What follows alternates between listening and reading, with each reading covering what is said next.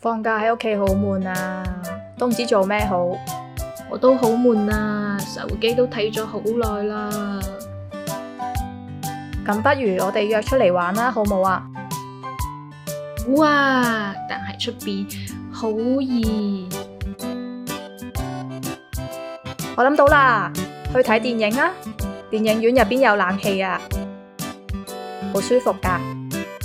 呢個提議唔錯，睇電影就唔悶啦。咁下午2點鐘喺電影院門口見啦，好冇啊？好，而家心情變好啦。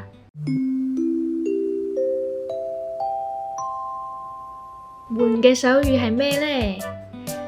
悶。星期一手語，下次見，拜拜。